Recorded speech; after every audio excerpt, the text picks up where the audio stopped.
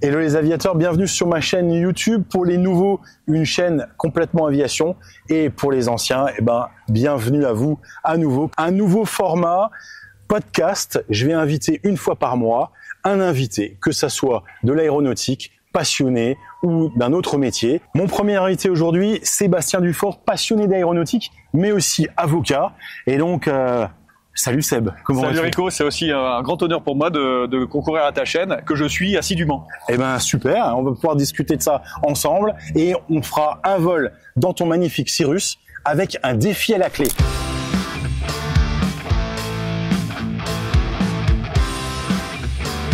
Seb, on est chez Nabil. Nabil, c'est Air Service Group. Merci à lui de nous accueillir dans son hangar. Je sais que ton avion, on ira faire un tour tout à l'heure, est basé ici. Complètement. Mais au départ, je voudrais que tu te présentes. Et puis ensuite, on va discuter tranquillement. Mais présente-toi parce que c'est quand même très intéressant. Alors moi, je suis avocat depuis 2003. Donc ça fait une petite vingtaine d'années que j'exerce la profession d'avocat. Et j'ai cette spécialité, entre guillemets, de n'intervenir que pour les automobilistes. Donc je fais tout ce qui est contentieux routier, contentieux du permis à points. Et en 2005. Ouais, depuis 2005, t'as été le premier, t'as été le précurseur à gagner contre l'État pour les permis à points et les radars automatiques. Ouais, exactement. C'est que j'ai obtenu la première décision qui a été à l'encontre judiciaire, qui a été à l'encontre des radars automatiques pour un problème de régularité des PV. Et j'avais eu la chance d'intervenir pour une société qui avait postulé pour l'appel d'offres, justement pour gérer tous les radars automatiques. Il y avait des grandes sociétés nébuleuses et j'avais été l'avocat d'une des sociétés, donc je savais en coulisses ce qui allait et ce qui n'allait pas. Donc ça m'a permis effectivement déjà de me lancer, parce que quand tu débutes de la profession d'avocat, comme toute profession, il faut se lancer. Pour se lancer, il faut être un peu connu dans le domaine, il faut avoir un peu de légitimité. Donc j'ai surfé sur cette médiatisation et ce fait d'armes judiciaire pour me faire connaître, et c'est ce qui m'a lancé. Avec la petite particularité, c'est qu'avant d'être avocat, je faisais beaucoup de courses automobiles. Je faisais partie d'un club de gentleman driver, donc on allait sur les circuits le dimanche et on a été une centaine de gars. Et on a gardé toujours contact pendant des années, et ça m'a permis d'être reconnu dans le milieu de l'automobile et reconnu dans le milieu de l'automobile. Alors, tu parles de raquettes automatiques. Alors, pourquoi tu parles de raquettes automatiques ? J'ai vu ça sur ta chaîne TikTok, et puis c'est super, maître, ça plaît beaucoup, moi ça me fait kiffer. Donc, est-ce que tu peux nous donner un peu pourquoi tu as été passionné, pas bien sûr parce que tu étais pilote automobile, mais pourquoi cet axe de être rentré dans ce support de l'automobile? Alors, je suis pas rentré dans l'automobile, c'est l'automobile qui est venu à moi, parce que moi je me destinais plutôt au droit des affaires, mais comme je faisais partie de ce milieu automobile, forcément quand je suis devenu avocat, mes potes m'ont filé leur PV. Alors je te disais, mais j'y connais rien en droit d'automobile, qu'est-ce que tu m'emmerdes avec ton PV? Et par la force des choses, il a fallu que je trouve des solutions pour les dépanner, et j'ai laissé tomber le droit des affaires, et je me suis mis au droit de l'automobile. Et je me suis vite rendu compte que dans ce milieu-là, il y avait pas beaucoup de confrères. En 2003, il y avait un ou deux confrères, et je suis arrivé en même temps que les radars automatiques en 2003. Initialement, on nous avait vendu ces 4500 radars automatiques comme étant l'Eldorado pour sauver des vies, et je me suis rapidement rendu compte qu'en réalité, il y avait quand même un gros objectif qui était un objectif de rentabilité. Preuve en est, c'est que c'est pas l'État qui gère les radars, c'est pas l'État qui les entretient. Aujourd'hui, il y a même des sociétés privées qui font rouler des voitures radars. Donc on voit bien qu'il y a un ratio rentabilité, dépenses, et de toi à moi, la mortalité, si elle baisse, tant mieux pour eux. C'est bien, parce que ça leur permet comme ça de légitimer toutes les implantations de radars. Après, l'inconvénient, c'est que ça a des effets pervers, c'est qu'en réalité, et on s'en est rendu compte dans certains reportages que j'ai faits, certains radars sont accidentogènes parce que les gens mettent des coups de patin. Par exemple, pour venir ici chez Nabil, tu empruntes toujours la 118 jusqu'à l'autoroute A10, et tu as systématiquement des radars, des embouteillages, ouais. Carrément des embouteillages le premier soir, jusqu'au radar automatique. Ouais. Une fois que tu passes le radar automatique, ça devient fluide. Donc, et puis, là où le discours étatique me pose problème, c'est que on continue à en implanter alors que la mortalité baisse plus. Bon, donc on peut pas nous expliquer que c'est parce qu'on baisse la mortalité qu'on continue à en implanter. Et puis ils sont souvent implantés dans des endroits qui sont pas accidentogènes du tout. C'est plus pour du racket, on peut le dire, qu'autre chose. Il y a 1,2 milliard qui sont rapportés par les PV de radar automatique et les procès-verbaux électroniques de manière générale. Donc 1,2 milliard, c'est énorme. Juste les radars automatiques, il faut comprendre que c'est 40 000 PV par jour. On en parlera peut-être tout à l'heure, mais j'ai créé un site qui permet de contester les PV de radar automatique en ligne. Je suis loin d'en contester ne serait-ce que 1%. Il y a 40 000 PV envoyés par jour. Je sais pas si tu te rends compte du montant, sachant que le ticket moyen, le minimum, c'est 45 €. Non, mais on parlera d'EasyRad, ça c'est sûr, parce que ça va intéresser plein de monde. Mais maintenant, je voudrais que tu me dises pourquoi l'aéronautique? Parce que alors l'aéronautique, si tu veux, c'est un suivi logique. Moi aujourd'hui, j'ai 48 balais. Je suis sportif. Et je me suis intéressé à plein de choses. Le windsurf à l'époque, le kitesurf, le parapente, parce que je suis aussi pilote de parapente, la plongée sous-marine, tout ce qui est un aspect technique et qui nécessite d'apprendre des choses, parce que tu sais, au bout d'un moment, tu végètes un peu, tu vois, t'as envie de progresser, t'as envie d'apprendre d'autres choses et de faire et d'avancer. Donc je me suis dit tiens, en passant par chez moi en Touraine, j'ai vu un terrain d'ULM et je me suis dit ah ouais, l'ULM c'est pas mal, parce que le parapente, le problème c'est que soit il y a trop de vent, soit il y en a pas assez, soit il fait trop chaud, soit il fait trop froid. Donc c'est compliqué de voler. Et puis en Touraine et par chez nous, il y a pas beaucoup de montagnes. Par chez toi non plus, dans l'est de la France, ça court pas les rues. Donc c'est une organisation quand même qui est un peu compliquée le parapente. Donc je me suis dit tiens, il y a un terrain d'ULM à 15 km de ma maison de campagne, je vais aller m'inscrire. Donc je me suis inscrit, j'ai passé la formation et désolé si mes amis du club de Chanay-sur-Latan m'entendent, mais j'ai trouvé que l'esprit club me convenait pas. Et la formation ULM, de manière générale, ne me correspondait pas assez de sécurité. Même si après j'ai fini par acheter ma machine, j'ai acheté un Savannah S neuf, avant même que je sois d'ailleurs diplômé de la formation ULM. Bon, j'ai vite compris que l'ULM c'était problématique pour se déplacer. Alors ça dépend des ULM, j'en entends déjà qui vont brailler en disant le VL3 ça vaut 150, 200 000 balles. Oui. Ça vaut le prix d'un avion. Bon, mais ça reste quand même des avions qui sont légers. Dès que t'as un peu de vent, c'est spécial l'ULM. Hein. Oui, c'est.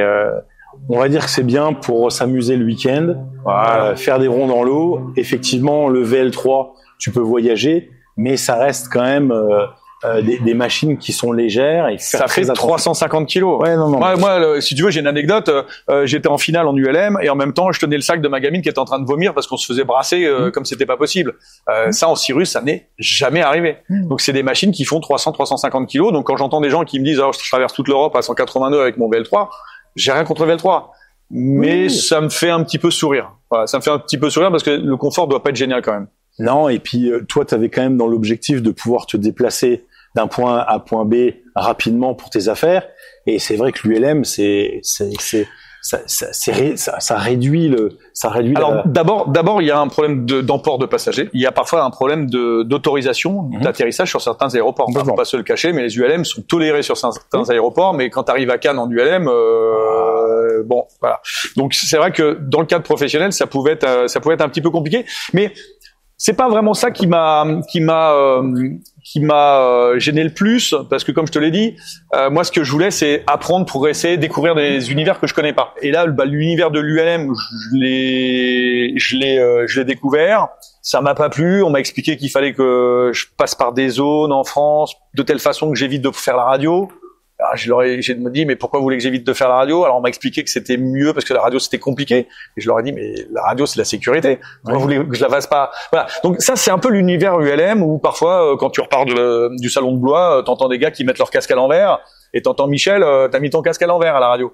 Voilà, c'est un peu l'univers ULM. Donc j'ai cherché autre chose. Mais si tu veux, la base de l'ULM finalement c'était la liberté, c'était des pendulaires, c'était des choses, c'était ça vraiment l'ULM. Après ils ont évolué sur des machines comme le VL3, etc. Mais on se rapproche beaucoup plus de l'avion sans être vraiment un avion.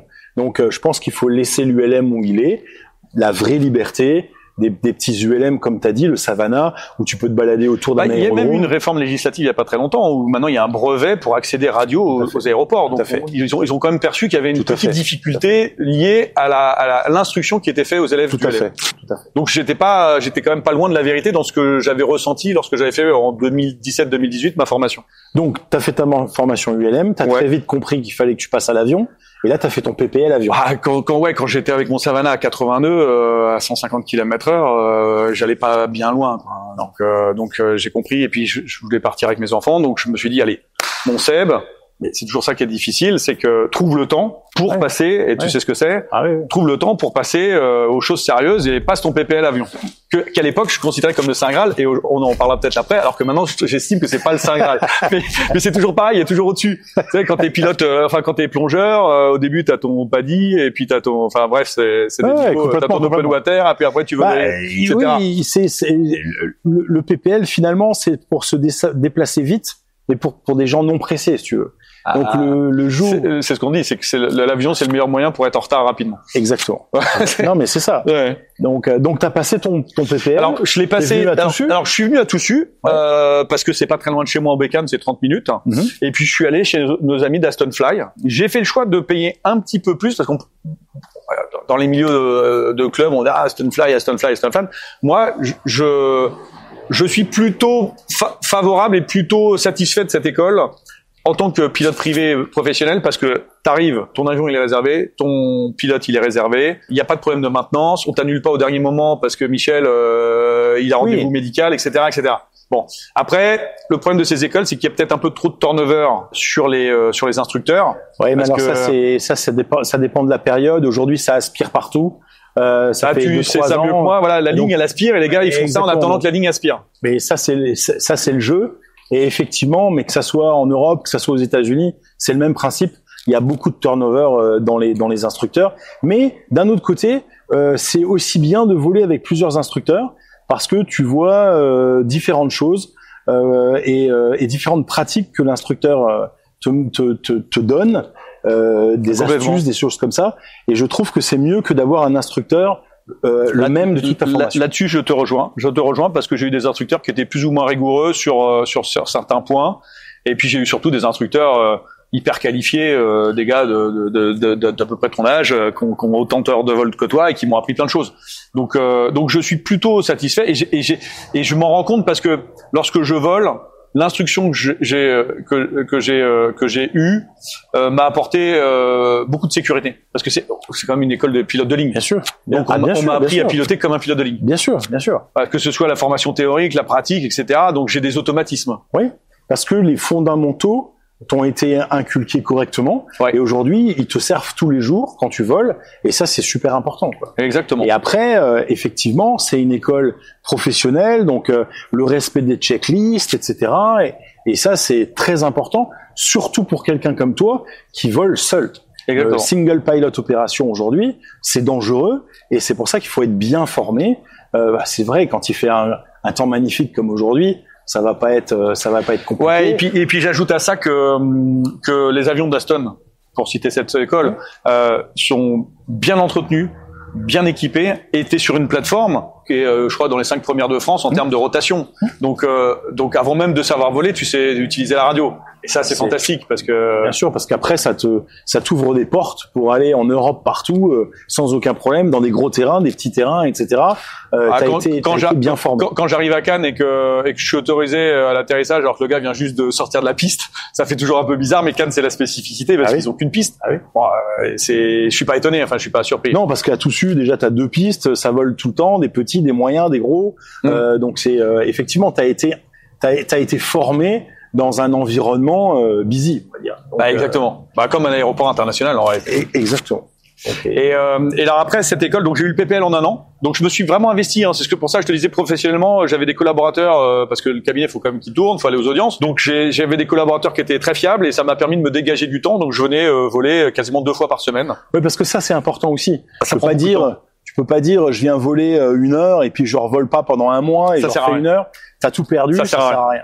C'est ce que je dis à mes potes qui veulent se mettre à l'avion, c'est où tu t'investis parce que il y a le prix de la formation, mais en réalité, ce qui coûte le plus cher, c'est l'investissement du temps que tu vas y consacrer. Bien sûr. Et il faut pas lâcher. Non. Parce que la formation PPL théorique, on peut dire ce qu'on veut, c'est quand même compliqué. Ça nécessite de s'investir. De venir de Paris pour venir à Toussus, c'est 1 demi-heure, 3/4 d'heure. Repartir, c'est 1 demi-heure, 3/4 d'heure, sans le vol. Donc ça veut dire que ça prend une après-midi gentiment. Ouais. Là où ce que tu dis, c'est juste aussi, c'est que c'est step by step. À un moment donné, tu crois que tu progresses plus. et puis tac, t'as un déclic et tu passes au niveau supérieur dans ta formation, etc. Et ça, souvent, les gens baissent les bras parce qu'ils ont pas le temps, parce que il y a leur métier à côté, ils sont obligés de bosser, etc. Donc oui, bravo. Et puis t'as la météo aussi à tout suite qui peut être problématique, contrairement dans le sud. Complètement. Ouais, si un gars qui veut faire quelque chose en accéléré, il faut qu'il aille dans le sud, il faut pas qu'il vienne en région parisienne. Non.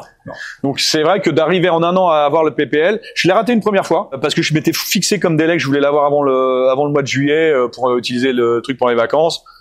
J'ai foiré, j'étais pas prêt. J'ai arrêté en fait l'examen en cours de route. Je suis arrivé à contre QFU à Orléans. J'ai fait vas-y, c'est quoi, on va rentrer, ça sert à rien de perdre notre temps. Voilà, et je l'ai repassé après en octobre et je l'ai eu de la même année. D'accord. Alors là, PPL en poche. PPL en poche, je me dis yalla, je vais louer des avions. À l'époque, on pouvait louer des avions chez Aston. Donc j'ai commencé à louer des Cessna. Les Cessna 172, c'est bien, mais alors qu'est-ce que c'est lent. 114 nœuds. Donc ça m'est arrivé d'arriver à la limite du temps aéronautique de jour-nuit pour partir en week-end avec les enfants. Et il y avait des Cirrus qui étaient en location, des G5, donc je louais de temps en temps des Cirrus. Je me suis fait lâcher sur Cirrus et j'ai commencé à utiliser les Cirrus. Et c'est à ce moment-là que j'ai commencé à les utiliser pour le boulot, notamment les audiences en Bretagne. C'est compliqué parce que les trains c'est long et puis parfois le train il est annulé et puis moi je sais pas quand je sors d'audience. C'est-à-dire que je sais pas si les gens savent comment fonctionne une audience, mais quand on est avocat à Paris, l'audience elle est à 13h30. Je suis prioritaire entre guillemets quand j'arrive à l'audience en province, mais s'il y a des escortes, c'est-à-dire des détenus qui sont escortés par des policiers, ils vont être prioritaires. S'il y a une visioconférence depuis la prison, ils sont prioritaires. S'il y a le bâtonnier, il va être prioritaire. S'il y a des renvois, donc etc. tu sais jamais. En théorie, je suis censé partir au bout de 2 heures après le début de l'audience, mais c'est pas toujours le cas. Donc c'est compliqué, après le train c'est compliqué. Donc je me suis mis à prendre des Cirrus sur certaines destinations qui sont parce que je plaide partout en France, je sais pas si on l'a dit mais je plaide vraiment partout en France. J'ai commencé à utiliser le Cirrus pour des destinations qui sont mal desservies par les trains, je pense à Clermont-Ferrand, Rodez, Quimpiers, des trucs comme ça qui sont faciles en avion mais qui sont au bout du monde en transport en commun. Et à un moment donné, patatras, Aston Fly décide de ne plus louer les Cirrus aux gens extérieurs. Je me suis dit d'abord, pour mon PPL, je me dis, mon Seb, va falloir que tu prennes les choses en main, sinon, tu vas jamais voler. Puis surtout, c'était quand même bien pratique, les Cirrus, pour aller travailler. Et du coup, j'ai trouvé sur Avion et Pilote, dans les petites annonces, un type hyper sympa, Lionel, il se reconnaîtra pour pas le citer, et qui avait mis en location son Tecnam 2010 diesel. Avion dernière génération, tout neuf, une avionique de dingue, la porte à l'arrière pour les enfants. Problème de chauffage l'hiver, donc je pense que ça va être résolu, mais voilà. Donc j'ai utilisé cet avion-là pendant plusieurs mois. J'étais un gros consommateur de cet avion pour aller en audience. Avec le petit bémol, c'est que passer Clermont-Ferrand, ça commençait à être longuet les vols, parce que c'est quand même un avion pareil. Alors c'est un petit peu plus rapide que le Tecnam, 125 nœuds. Ça consomme rien, c'est diesel, ça consomme rien, 6-10 litres au 100. Donc c'était pas ruineux du tout. Mais la difficulté, c'est que je mettais un peu de temps. J'ai un ami, qui est devenu un ami qui est pilote d'avion, un peu ce que tu fais, mais il gère en plus les avions de ses clients et il a marqué un tournant dans ma vie de pilote parce que je lui ai dit essaye de me trouver un Cirrus ou un avion, un PA-32, essaye de me trouver mon avion. J'ai tant de budget, essaye de me trouver quelque chose qui puisse répondre à mon cahier des charges, un avion de voyage qui chauffe l'hiver, où je peux mettre les 2 enfants et qui me coûte pas une fortune. Voilà, j'avais envisagé le PA-34, le CDK5. Quand j'ai vu les frais de gestion, d'abord, j'ai pas la double qualif. Ça, il suffit de la faire. C'est pas... Oui, mais bon, c'est compliqué en termes de budget. Moi, je suis un petit artisan du droit. Je suis pas une multinationale, donc il faut quand même que je maintienne les coûts. Et puis faut que dans les dossiers quand je vais plaider, ça tienne la route. C'est que c'est un intérêt aussi financier pour moi. Bien sûr. Faut aussi ça me coûte 2000 euros à chaque fois que je fais un aller-retour. C'est pas la peine d'aller plaider. Bah oui, je le dis parce que mes clients vont regarder aussi la vidéo. Je m'y retrouve en termes de temps. C'est surtout ça qui est important parce que finalement, c'est combien tu coûtes à ta société. La dernière fois, je suis allé à une instruction à Rouen. J'ai mis 1h10 pour aller à Rouen en partant d'ici. Voilà. Et j'étais rentré d'audience avant un collaborateur qui était parti plaider à Beauvais.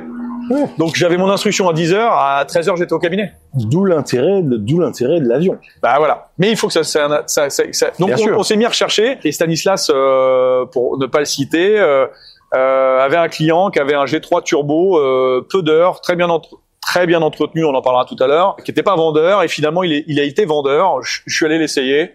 Et là, j'ai fait banco, on vend la caravane, pour reprendre la cité de la peur. Et j'ai dit, vas-y, c'est bon, j'y vais. La banque me suivait, j'avais un peu de trésor, donc on est allé dans le projet. D'accord, et ça c'est 2021. C'était non, mai 2023. Ah, mai 2023, d'accord. Ouais, mai 2023, okay. J'achète l'avion en juin 2023, le temps de faire les papiers, le prêt, etc. Mai 2023. Et l'avion, il est brut, hein. Il est gris comme tous les Cirrus, enfin comme beaucoup de Cirrus G3 Turbo. Oui. Il est à l'intérieur, il est de 2008. Et moi, ce que je veux, c'est le refiter, parce que justement, Stan a fait pour un de mes copains, il a refité intégralement un Beach. Un Bonanza? Un Bonanza que tu connais. Il en a fait 2 d'ailleurs, mais le premier était magnifique et il lui avait aussi refité son premier Cirrus. Alors mon pote pilote pas, mais il était passager et Stan pilotait pour lui. Et j'ai vu de mes yeux les deux, j'ai vu ce que c'était qu'un avion refité.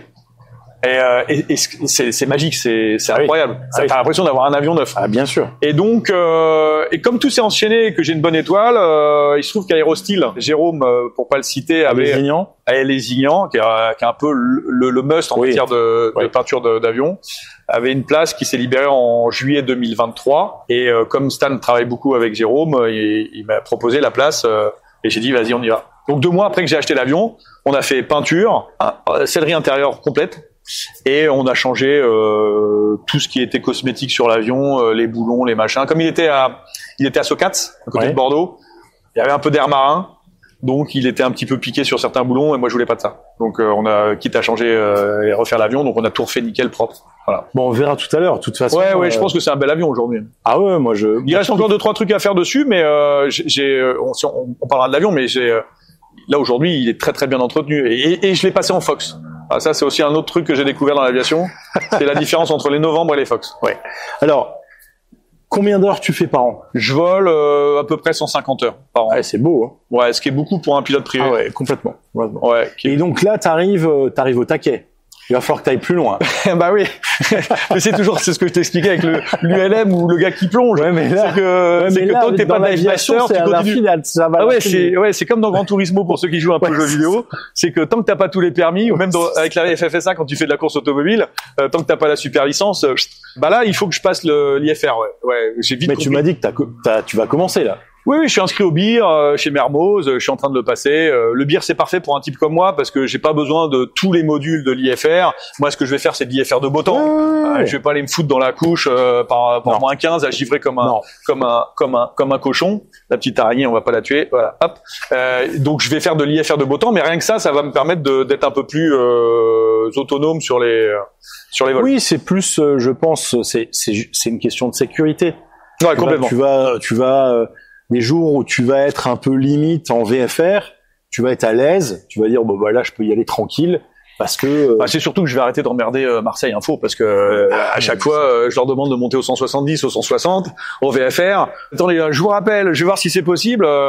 Normalement tu peux jusqu'au 195. Oui, mais ça c'est la théorie. En pratique, c'est vrai. Tu sens que il y a une petite contrôleuse, je lui ai dit écoutez madame, si je monte pas, je vais tomber. Elle m'a dit mais comment ça? C'est tendu un peu. Je lui ai dit bah, je vais rentrer dans la couche et je pense que ça va mal se passer. Donc je suis monté et elle a pris sur elle a pris l'initiative. Mais ça les dérange un peu. Et puis parfois ils me le demandent mais vous pouvez pas passer en IFR en vol? Bah si je pouvais monsieur, je le ferais, mais sauf que je peux pas. Donc si tu veux, je résume ça en disant la chose suivante, c'est comme si tu avais un GSX-R 1000 ou une Ducati 900 Monstro. Voilà, et t'as le permis A2. Qui te limite à 40 quelques chevaux. C'est ça. C'est que tu peux pas exploiter toute la machine. Moi, c'est une machine d'IFR. J'ai l'oxygène intégré. Ça m'est déjà arrivé. TKS. Et puis surtout, c'est un turbo. Ouais. Donc, quelle que soit l'altitude, et ça change tout. Quelle que soit l'altitude, ça monte à 1000. Parce que celui-là, il restitue sa pleine puissance jusqu'au niveau 200. C'est un turbo à lait, 250. 250, ouais. Ouais, c'est un turbo à lait, donc en plus c'est un truc qui est super fiable, mieux que les turbos actuels. Stan est revenu de Cannes l'autre jour avec, il était au 200. Ça pose pas de problème. Ouais. En 20 minutes, t'es au 200. C'est 1000 pieds par minute, c'est simple. Donc je vais le prendre le 200, c'est 20 minutes. Donc ça, c'est vachement bien. C'est un vrai avion de voyage, ce truc-là. Et puis tu vas pouvoir faire aussi des classes A que tu peux pas faire aujourd'hui. Aujourd'hui, si tu veux... Ouais, alors, c'est de la sécu, mais c'est pas forcément du temps gagné. Parce que les pilotes de Toussus le savent, tu prends des slots de fou, parfois. Oui, bien sûr. Tu joues avec les slots, tu joues avec les oui, bien sûr, mais ça, c'est l'envers du décor. Mais après, par exemple, tu veux partir de Strasbourg en Corse direct. Ah ouais, tu peux pas taper la TMA de Milan parce que c'est une TMA A.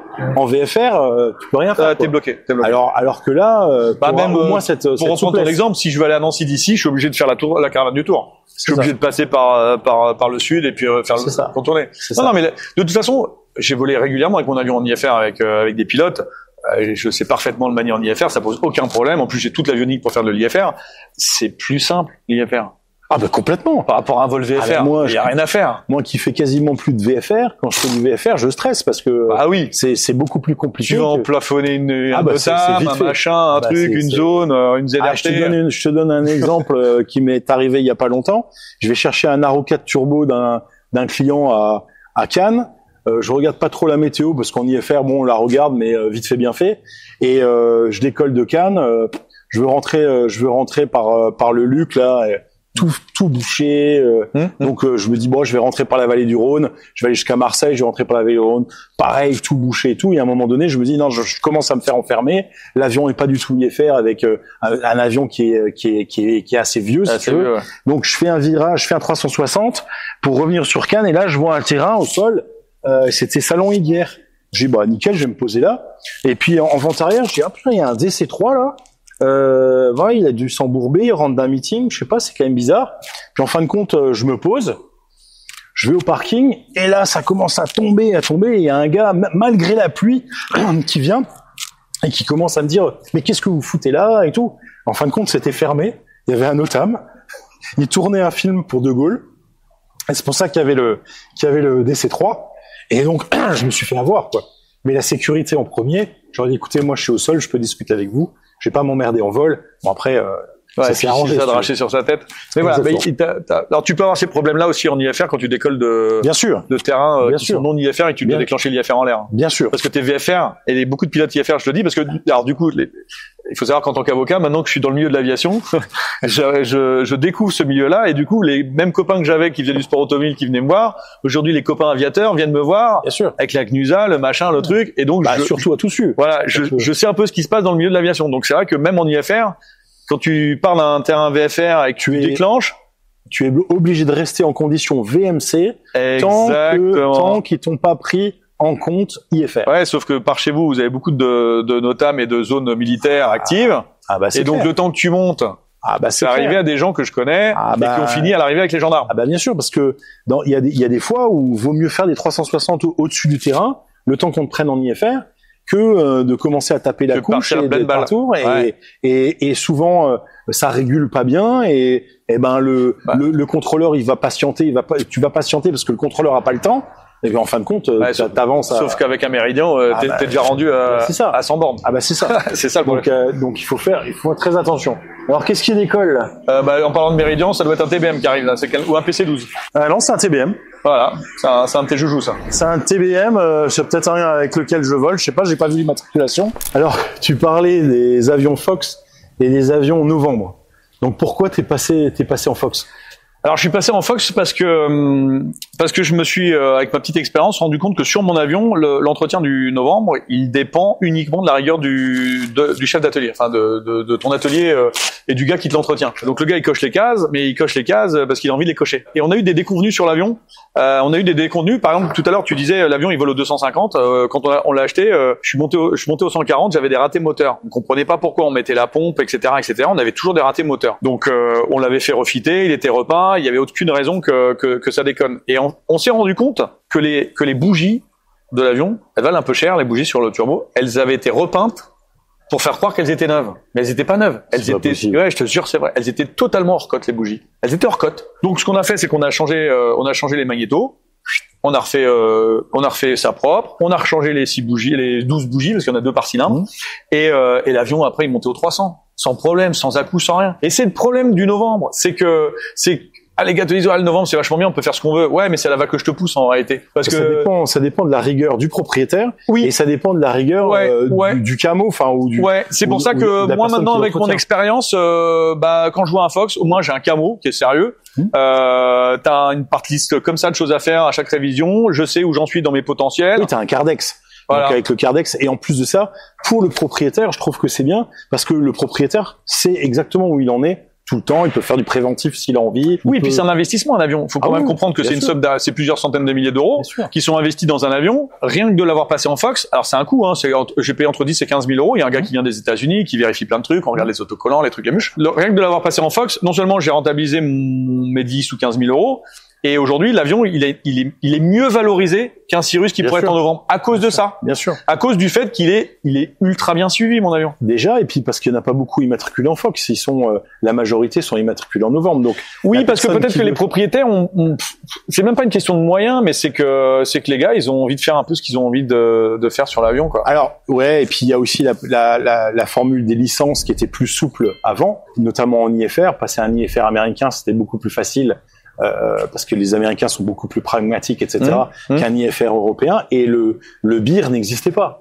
Ouais. Donc historiquement, si un propriétaire français voulait faire l'IFR rapidement et correctement, il fallait qu'il passe son avion. Mais je crois que t'es pas propriétaire de ton avion, hein. Il y a aussi un truc comme ça, on m'avait expliqué ça. Il y a aussi c'est une autre boîte qui est propriétaire de ton avion. C'est un trust. C'est ça, c'est un trust. Des trustees. Voilà, et donc, ton avion est voilà, mais t'es pas propriétaire officiellement de ton avion. Et c'est aussi ce qui avait posé, je le dis, si les gens veulent financer un jour leur avion, c'est ce qui avait posé problème à ma banque. Exactement, parce que les banquiers français, en général, ne financent pas des avions qui ne sont pas immatriculés en France. Voilà. En Fox. Alors moi, je l'ai pas fait pour ça, mais n'empêche que on m'a demandé de le passer en Fox. Ouais. Ça a facilité. Et puis il y a aussi un autre truc, c'est que moi, je vole avec mes gamins, ils ont 10 et 11 ans. Je vole avec toute la famille. Et n'importe quel pilote qui, la première fois, a volé avec sa famille dans l'avion, il sait de quoi je parle. Je veux pas de problème avec mon avion. C'est-à-dire que je veux que mon avion, il soit aux petits oignons, que j'ai aucun problème entre le point A et le point B. En tout cas, mécanique. Alors, la météo, c'est encore autre chose. Oui, c'est déjà ça. Mais ça, tu verras dans l'avion, la météo, on peut l'anticiper.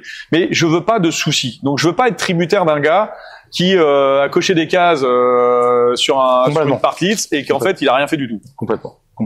Voilà. Et du coup, mon avion aujourd'hui, je reproduis un peu ce que je faisais dans la course automobile, c'est que j'anticipe tout ce qui peut être fait avant. C'est-à-dire toutes les pannes préventives. Voilà. Exemple, j'ai un capteur de température cylindre qui s'est mis à déconner, on l'a remplacé. Ensuite, j'ai le capteur de puissance moteur qui s'est mis à déconner, donc j'avais plus de puissance moteur. Je dis à mon chef d'atelier, il faut changer tous les capteurs de l'avion. Tous. Il me dit, c'est pas nécessaire, un capteur, ça marche ou ça marche pas. Je lui dis, non, il faut tous les changer. Il voulait pas. Résultat des courses. Maintenant, j'ai le capteur de température d'huile qui déconne, de pression d'huile qui déconne. Tu les aurais changés tous d'un coup. Exactement. Donc, les gars, ils ont cette culture de la mécanique qui est pas la mienne. Moi, je leur dis, je suis pas à 200 balles de capteur près. Je préfère que mon avion tout fonctionne, mais pas être obligé de te le ramener toutes les 5 minutes. Bien sûr. Alors, en reparlant d'immatriculation, c'est fun quand même, parce que tu l'as quand même immatriculé à ta manière. Et pourquoi tu l'as immatriculé? Ouais, j'ai des gens qui sont étonnés parce que ils disent, ouais, il est en rade, ton avion. Genre en panne. Et je dis non, il est pas du tout en panne. Il est EasyRad. Il y a EasyJet et il y a EasyRad. Et pour la petite histoire, quand j'ai déposé EasyRad en 2016, EasyJet Group, donc c'est Easy Group, a contesté ma marque. Attends, on va peut-être, je sais pas si on entend bien. Ouais, donc tu disais EasyJet, Easy Group. Bah oui, quand j'ai déposé ma marque EasyRad, le Easy Group qui gère notamment EasyJet ont contesté la marque à l'INPI et il a fallu que je me batte et je les ai fait condamner. En fait, j'ai fait rejeter leur requête. Donc, ce qui est drôle, c'est que avant même que j'ai mon avion et que je me mette vraiment à l'aviation, quand j'ai déposé EasyRad en 2016, bah, j'ai Easy Group qui est venu me mettre des bâtons dans les roues. Et aujourd'hui, mon immatriculation d'avion, c'est HRAD en rapport avec la société que j'ai montée qui fait que de la contestation de radar en ligne qui s'appelle EasyRad. Ouais, alors explique-nous. Parce que ça va intéresser vraiment ma communauté, c'est sûr et certain. Donc, explique-nous bien en détail. EasyRad, en fait, ça part du concept que quand ils ont créé les radars automatiques, il n'y a plus d'interpellation. Donc, on ne sait pas qui conduit le véhicule. Bon. Donc, en droit, tu n'es auteur de l'infraction que quand tu as été identifié et qu'on t'a interpellé. Le problème des radars automatiques, c'est que je viens de te le dire, ils ne t'interpellent plus. Et 80%, en plus, ils te prennent pas en photo par l'arrière. Donc, on ne sait pas qui est l'auteur de l'infraction. Donc, il y a deux dispositions dans le code de procédure pénale.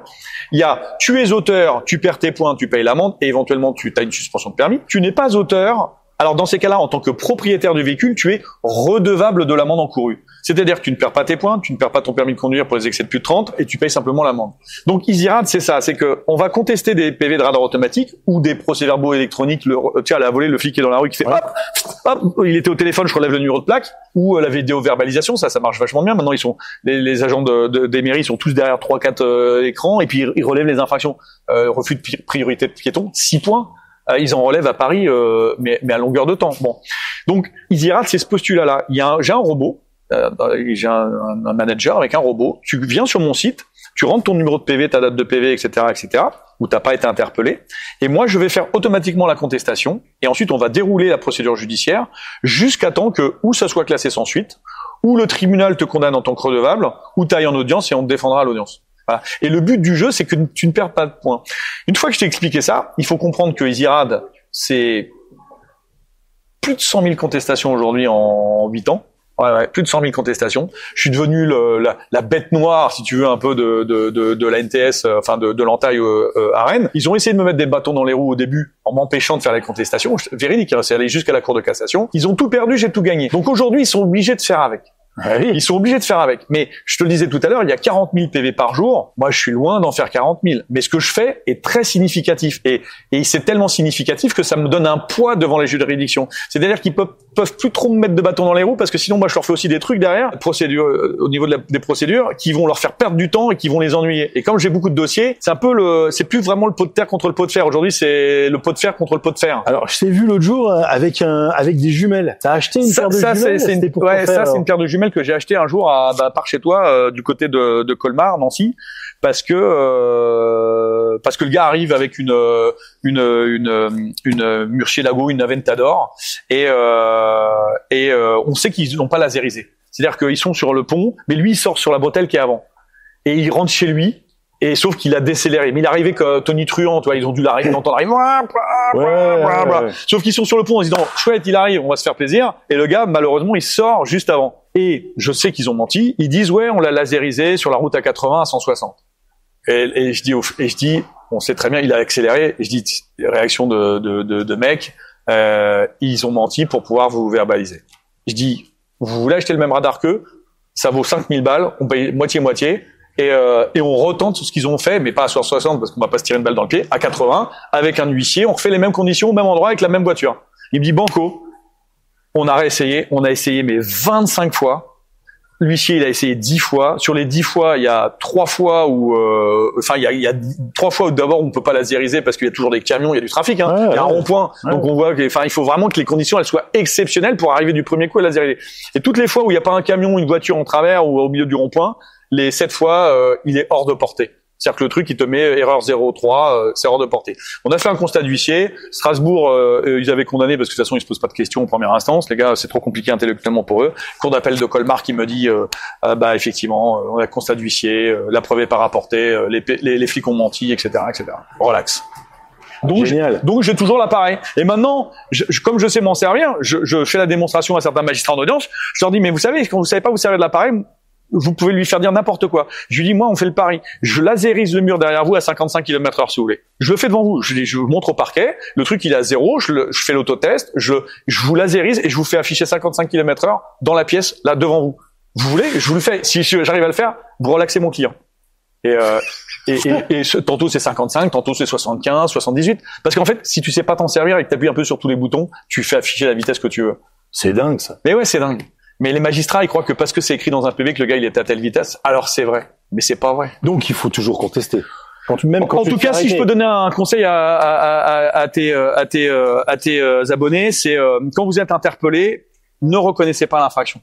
Ça sert à rien. Ça va pas arranger votre situation si vous dites ah oui, mea culpa, ma grand-mère était malade, je roulais à 300, etc. Et après, quand vous rentrez chez vous, EasyRad. Alors, si t'es interpellé, tu peux pas faire EasyRad. Ça, c'est que quand tu n'es pas été interpellé. Les radars automatiques. Ouais, parce que je facture 59 balles pour. Ah oui, d'accord. Voilà. Okay. Donc c'est un truc de masse. C'est-à-dire que c'est un robot. Si tu fais ta contestation à 1h du matin, tu vas recevoir immédiatement les mails de confirmation comme quoi ta contestation elle est faite. C'est vraiment un robot. Hein. C'est pas une petite main derrière. Donc tout est automatisé pour 59 €. Mais on a des résultats qui sont exceptionnels. Il suffit d'aller voir les avis sur EasyRad. C'est exceptionnel. Par contre, si tu t'es fait attrapé et qu'on a confisqué ta voiture et que tu t'es fait choper à 2,50 ou 2,60, là c'est plus 59 €. Tu t'en doutes, sinon je pourrais pas payer le Cyrus. Hein. T'as compris? Non, mais bien sûr. Ouais. Bien sûr. Il y a ça, il y a le problème des rodéos aussi. J'ai beaucoup de youtubeurs, des gens comme toi, youtubeurs voitures dans ma clientèle et qui sont embêtés avec des histoires de rodéo motorisé, promotion du rodéo. C'est des notions juridiques qui sont nouvelles. Les magistrats saisissent pas tout à fait ce que ça implique. Et donc, il y a beaucoup de gens qui sont poursuivis pour ça. Oui, notamment un copain qu'on a en commun où ils lui ont vraiment fait des misères et bon, ça a l'air de bien se passer quand même pour lui. Ouais. Donc tant mieux.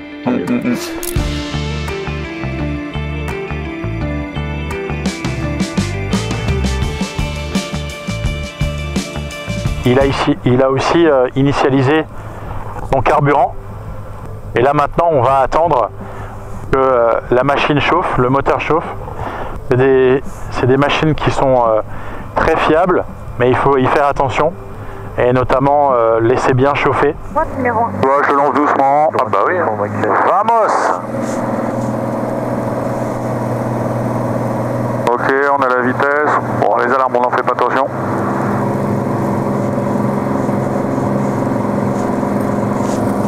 Par contre, tu vois, j'ai pas toute la puissance, hein. Non. Attention là, mais freine là, hein, parce que là... Ouais, on n'a pas toute la puissance. Alpha Delta, on va faire un stop and start, on n'a pas toute la puissance. Alpha Delta. Victor, piste 07 droite, libérée. Victor, bonjour, le Touring qui te parque, bon après-midi. Je roule le Touring, je quitterai, bon après-midi, Fox, Victor. Bon Seb, c'est bien l'aéronautique. Non, t'es un chat noir, Rico. T'es un chat noir. C'était un chat noir. Ça fait 1 an que j'ai l'avion, ça m'est jamais arrivé. Jamais. Mais bon, c'est des bougies encrassées, ça arrive. On a essayé de le décrasser au point d'arrêt. On les avait quasiment et t'as pas eu la puissance. Oui, t'as fait une accélération arrêt. Ouais, donc je te félicite parce que une accélération arrêt, t'as mis en puissance. La puissance n'était pas là. T'as réagi, accélération arrêt, t'as freiné sur la piste. On est sorti. Parfait. En plus sur la 7 droite qui est la piste la plus courte, les Cirrus ils aiment pas trop ça. Mais effectivement on a fait les essais magnéto, on a vu tous les deux qu'il y avait un... Voilà, on a essayé de décrasser, elle était quasiment revenue, mais en fin de compte on a vu que c'était pas... Ouais, ça le faisait pas, et puis surtout quand j'ai mis en accélération, et puis tu as vu comment je fais doucement pour que les pistons ils chauffent doucement. Exactement. Je mets pas la poignée d'accélération à fond, j'ai vu qu'on n'avait pas la puissance, on est 4 dans l'avion, j'avais pas fait les pleins quand même, par mesure de prévention, j'avais pas fait les pleins, j'ai vu qu'il n'y avait pas la puissance. On s'arrête là. Exactement. Et en plus de ça, pour ma communauté, c'est encore mieux parce qu'il y aura une deuxième vidéo. Il y aura une deuxième vidéo, on espère, où l'avion va enfin peut-être voler. Là, il est peut-être monté à 1 cm du sol, mais ce qui est bien, c'est que c'est la vraie vie, si tu veux, du propriétaire d'avion. C'est un avion qui est très bien entretenu. Là, d'ailleurs, je viens d'avoir le mécano. Demain, il y a quelqu'un qui va venir voir les bougies pour voir d'où vient le problème. Mais c'est vrai que c'est quelque chose qui n'est pas grave. Non. Mais c'est la vraie vie, si tu veux, du propriétaire d'avion qui est confronté à un entretien, qui est confronté à une petite panne légère, qui doit trouver la solution pour rapidement, parce que l'avion, j'en ai besoin dans quelques jours, qui doit trouver la solution rapidement pour le remettre en état. Et puis c'est aussi bien d'être sur une plateforme comme TuneUp, il y a tout ce qu'il faut. Ouais, il y a tout ce qu'il faut, il y a effectivement tout ce qu'il faut, mais encore une fois, ce qu'il faut, c'est la sécurité, quoi. Exactement. Je suis désolé pour ta communauté, mais ça, quand ça ne veut pas le faire, ça le fait pas. C'est la vraie vie. C'est la vraie vie. Les gens ne peuvent pas dire, bah voilà, ils s'en vont tout le temps, ils n'ont jamais aucun problème. C'est du monde des bisounours. Ah non, c'est pas du tout ça. On aurait pu couper au montage et puis se revoir dans 3 semaines une fois qu'il est réparé, mais c'est pas la réalité de ce qui s'est passé. C'est la vraie vie. Merci beaucoup en tout cas de nous avoir accueillis et nous avoir consacré du temps. Je sais que t'en as pas trop parce qu'il faut quand même faire vivre EasyRad. Ouais, EasyRad, des audiences surtout parce que je me déplace régulièrement à droite à gauche. Donc merci beaucoup Seb, et puis on se retrouve pour la suite de cette aventure avec les bougies décrasées. Exactement. Avec plaisir. Salut mon Rico, on se retrouve bientôt.